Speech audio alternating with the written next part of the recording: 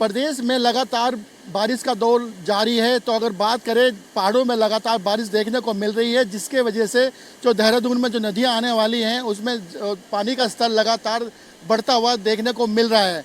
इस समय हम हैं माल देवता क्षेत्र की तरफ, और अगर हम बात करें इस समय हम टिहरी क्षेत्र के अंतर्गत में आते हैं, और हम दिखाना चाहेंगे जो टिहरी क्षेत्र के जो नदी आ रही है सोंग नदी, तो उसमें आप देख सकते हैं जल स्तर तो लगातार बढ़ता देखने को मिल ही रहा है। लेकिन जो आसपास के जो गांव हैं उसमें भी खतरा लगातार मंडरा रहा है, क्योंकि सबसे जो बड़ा कारण ये है कि जिस तरह से जल स्तर लगातार देखने को मिल रहा है, तो कहीं ना कहीं अब हम आपको तस्वीरों में दिखाना चाहेंगे कि जो पुस्ता था सबसे पहले जो यहाँ पे जो पुस्ता हुआ करता था वो हम सबसे पहले आपको दिखाएंगे कि हम तस्वीरों में दिखाना चाहेंगे कि पहले काफ़ी ऊंचाई पे यहाँ पे पुस्ता हुआ करता था। आप देख सकते हैं तस्वीरों में।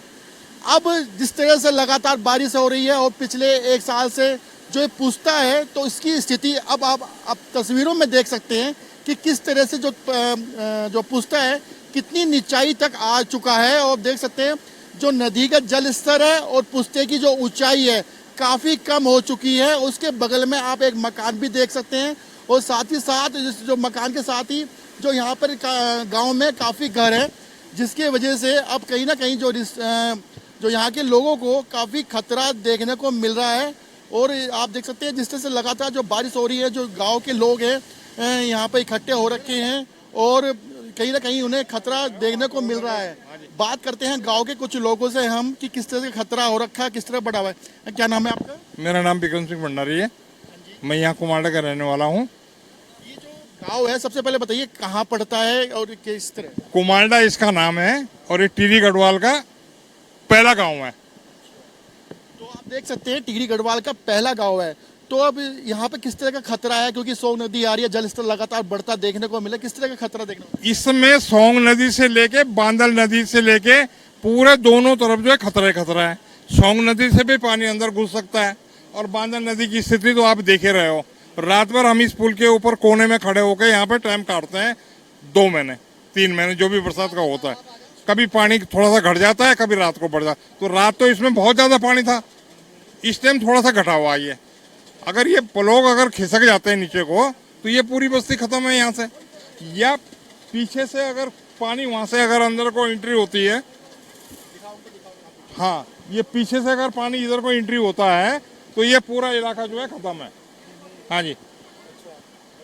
हमने देखा कि जो पुस्ता है काफी नीचाई तक आ गया है। ये पुस्ता नीचे के, ये पुस्ता ब्लॉक भरे थे सरकार ने, ये नदी के कटान की वजह से खिसक गई, नीचे खिसक गई है बैठ के, और ये कभी गिर सकते हैं।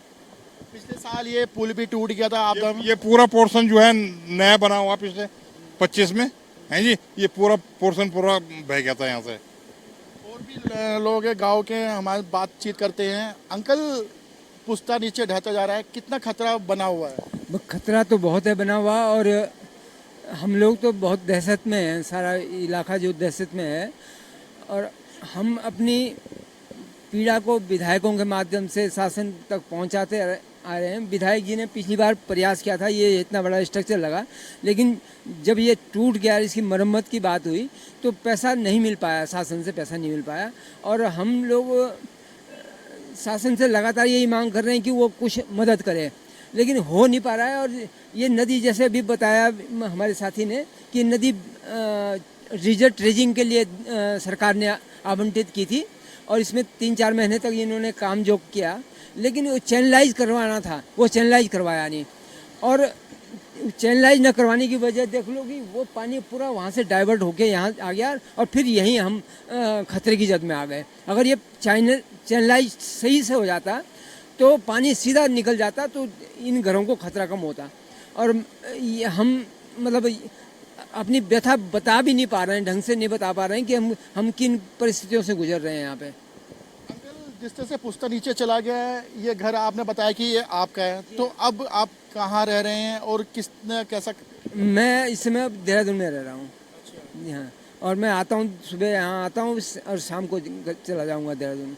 तो कहीं ना कहीं मन में डर रहता होगा, जल स्तर बढ़ गया। बिल्कुल डर बना हुआ है जी, बिल्कुल ये डर बना हुआ है।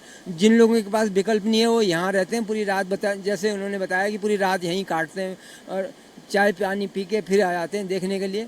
और जब रात में बारिश होती है पूरी रात हम सो नहीं पाते यहाँ लोग। तो और भी लोग हैं यहाँ पे, बातचीत करते हैं गांव के। क्या नाम है आपका? केशव सिंह रावत। लगातार बारिश का दौर देखने को मिल रहा है और जिस तरह से नदी का स्तर लगातार बढ़ रहा है, किस कैसे खतरा, कितने गांव में कितने लोग रहते हैं, किस तरह से देखना? 20 से 25 परिवार है यहाँ पे जो हम रात को सो नहीं पाते। हम पुल पे रात काटते हैं पूरी रात। आज हमने पूरी रात यहीं काटी पुल पे।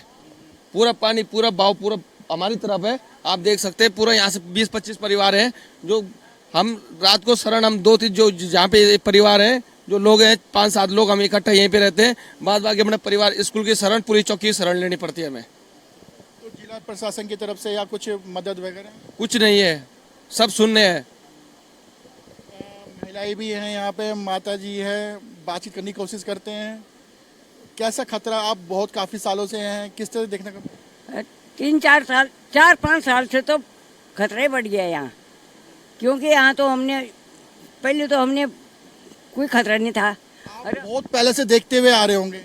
हम तो बुढ़ी हो गए यहाँ, परंतु यह है जब वहाँ से रेड़ा हटेगा तब ये हमारी ज़िंदगी बचेगी, नहीं तो हमारी तो यहाँ से तो ये रेड़ा हट जाएगा बारिश से तो सारा गांव वहाँ तक घुस जाएगा, ये सारा चल जाएगा। फिर स्थिति देख सकते हैं, टिहरी का पहला गांव बताया जा रहा है कि ये पहला गांव है और लगभग 20 से 25 यहाँ पे घर है।